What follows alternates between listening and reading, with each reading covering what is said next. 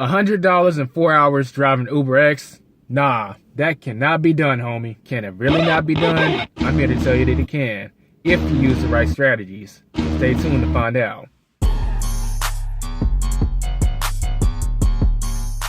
Alright, what's going on YouTube? This is Elijah here, coming at you with another video from the uberlifestyle.com. In this video, we're going to be talking about how did I make $100 in 4 hours? And for those of y'all that kind of like comparing things by the hour, that's $25 per hour. Now, I'm going to just be honest. When you use strategy, and for the experienced Uber drivers, this is sort of the average. It doesn't happen every day, but when you know what you're doing, it's not that hard to make it happen. Now, I know y'all thinking, all right, that's enough talk. Let's go ahead and get into it. That's what we're going to get into now. Because, you know, I'm all about the numbers. First, we're going to go to the week where it happened.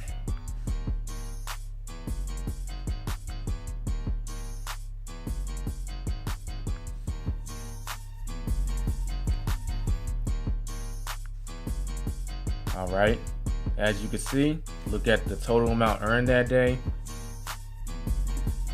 the total amount hours, 4 hours and 9 minutes, and we're not going to include the tips. That's why I said $100, because you see I made $12 in tips. You'll see when we get into the numbers that I got some fairly long rides, and when you're with a rider that long, that's long enough to build some rapport with them. And they'll reward you with a tip. People like getting put in a good mood. They like having a good conversation. Now let's go ahead and go into the numbers and what did this day look like for me. We start with the very first trip. Caught a trip from around the Grand Prairie area all the way to the DFW airport. See? $5 in tips. We're not going to count that, so just minus that $5.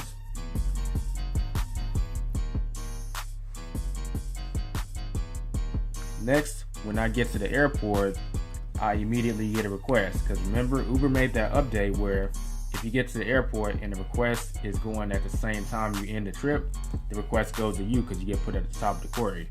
So as soon as I dropped the previous passenger off, I got a request that took me all the way to Rockwall. Nice little distance away. Now the down part about that is it's in the middle of freaking nowhere. I mean, nothing is really going on out there. So do you think I'm just gonna hang around and Uber around there?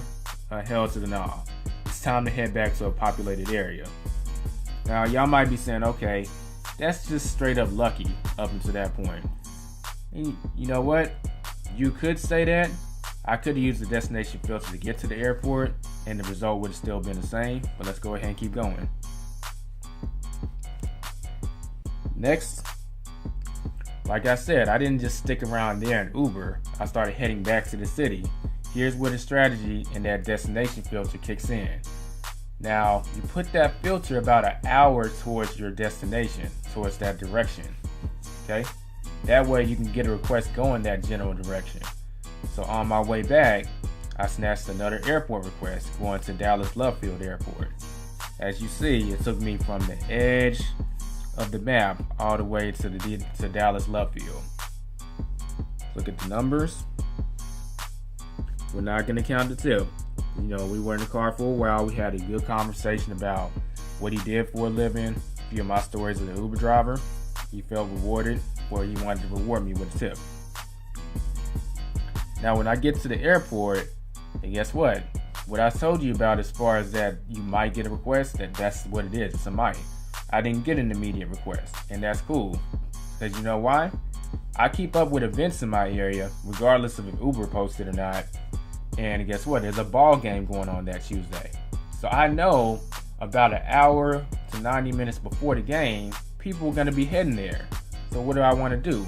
I want to head to that populated area to go ahead and get a request to that stadium. So I turn the app off, go back or go towards Central Dallas. Put the destination filter to that stadium so I can get a ride there. And you know, I picked up this little baby request when I did that.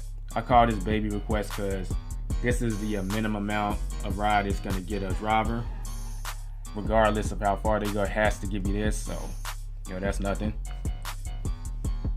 Then my next request, I picked this guy up, and I was thinking he was heading to the stadium, but he was actually heading about 2 minutes away from the stadium, but it's obviously still in the same vicinity. So made $15.23 off of that ride. And boom, there you have it. That whole day was 4 hours for me. And the stadium is right next to where I shop at Whole Foods. So I went on and did my grocery shopping and went home. So there you have it. That's $100 in 4 hours. Well, 4 hours and 9 minutes if you want to be technical. Now, like I said, this is actually the norm once you have some kind of a training or strategy in place. So you want to really lock down that training. It doesn't matter where you get it from. I mean, you can get it from the uberlifestyle.com. That's what these YouTube videos are for. That's what the website is set up for. But you got to know how to use these strategies, use the tools that you got. The destination filter, stay current on events that are going on in your area, both large and small events, and use that filter to really get you paid. Because this, like I said, this is fairly the norm. This is nothing that eccentric about this. You just got to know how to do this. That covers it for this video. This is Elijah here with the uberlifestyle.com. If you want to drive for Uber but you haven't signed up yet, you can do so at the uberlifestyle.com.